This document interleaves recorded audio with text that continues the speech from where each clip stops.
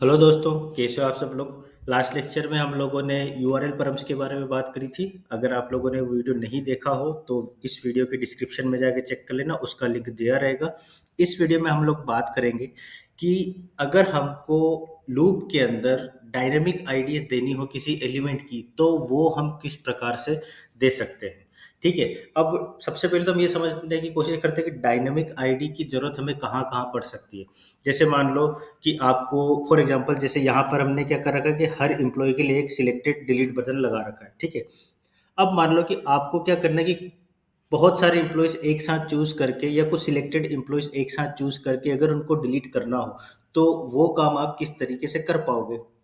ठीक है। तो उसके लिए हम लोग डायनेमिक आईडी का यूज कर सकते हैं। जैसे यहाँ पर आपने एक चेकबॉक्स लगाया और सारी रो में एक एक चेकबॉक्स लगा दिया।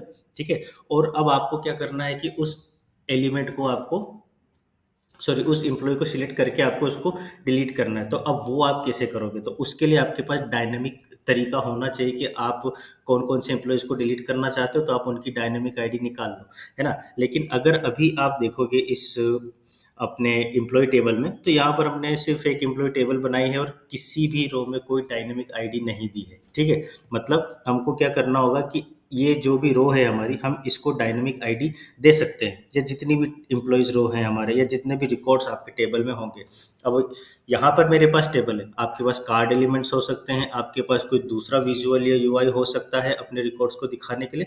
तो जो भी हो, हम बात कर रहे हैं कि डायनेमिक आईडी कैसे दें और हम उसके लिए यूज करेंगे एचटीएमएल के डेटा एट्रीब्यूट का। ठीक है। तो उसके लिए डायनेमिक आईडी देने के लिए सबसे पहले हम लोग समझने की कोशिश करते हैं इच और इच विथ इंडेक्स में क्या डिफरेंस होता है। जैसे मैं बात कर रहा हूँ यहाँ पर, ये दो टर्म्स मैं यहाँ पर लिख रहा हूँ, आप इसको समझने की कोशिश करना। एक होता है इच और एक होता है इच विथ इंडेक्स। ठीक है। तो दोनों इच और इच विथ इंडेक्स जो है ये इटरेटर होते हैं रूबी के अंदर। ठीक है। आप इसको अरे पे अप्लाई कर सकते हो, आप इनको हैशेस पे अप्लाई कर सकते हो। ठीक है। लेकिन इच और इच विथ इंडेक्स में एक डिफरेंस होता है। ठीक है।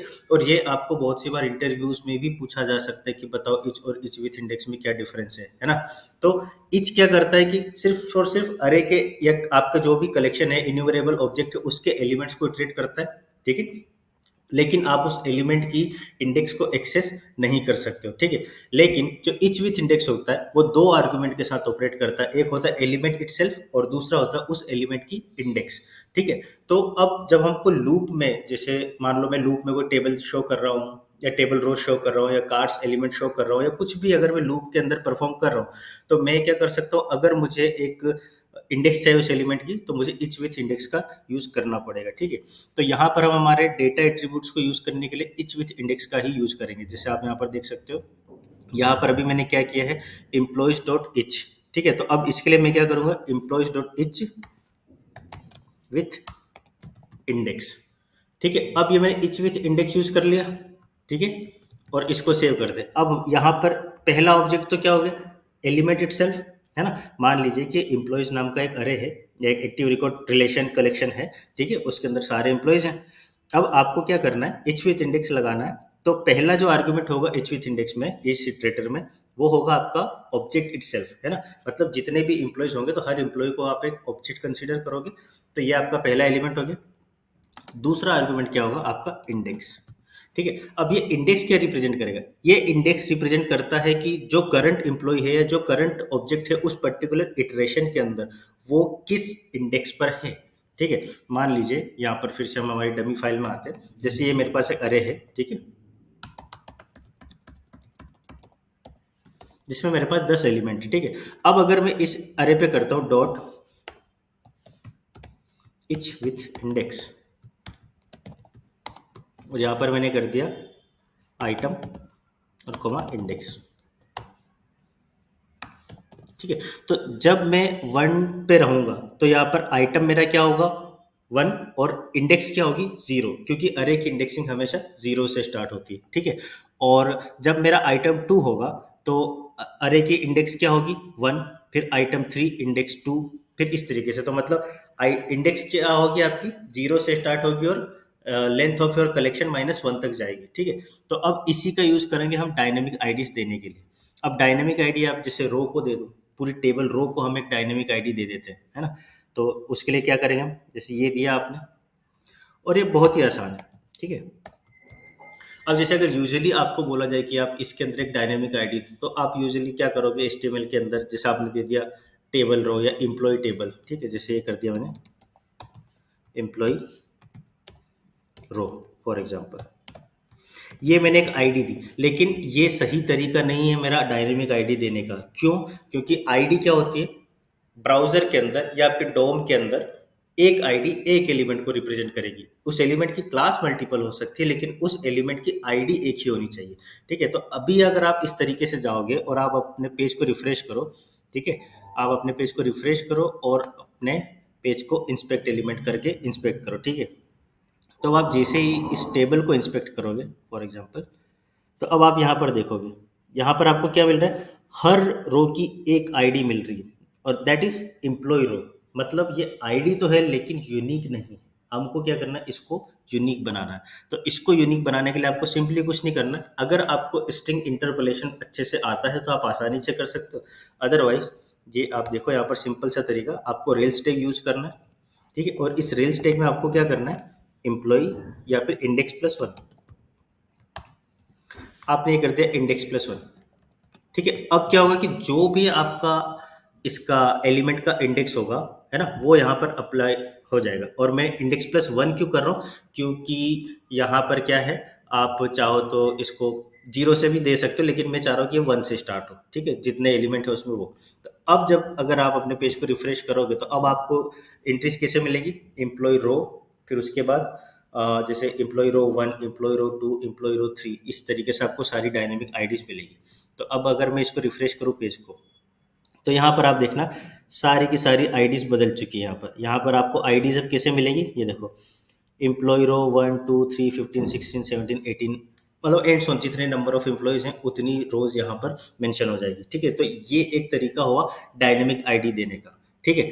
तो मैं पर्सनली प्रेफर करता हूँ, जब भी मुझे इस तरह की डायनेमिक आईडी देनी हो, तो मैं क्या प्रेफर करता हूँ, ये इच विथ इंडेक्स का यूज, है ना।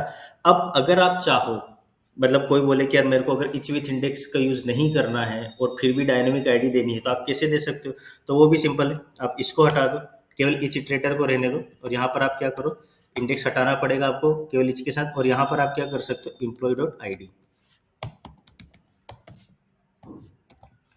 यहाँ पर आप एम्प्लॉय डॉट आईडी दे दो। अब आईडी भी यूनिक होती है, कैसे, क्योंकि आईडी डेटाबेस में होती है और ऑटोमेटिकली सेव होती है। तो जब जब आप नया एम्प्लॉय क्रिएट करोगे, एक नई आईडी डेटाबेस में सेव होगी और वो यूनिक होगी हमेशा, ठीक है। तो इस कॉम्बिनेशन से भी आपका जो रो का आईडी होगा वो हमेशा यूनिक बनेगा, ठीक है।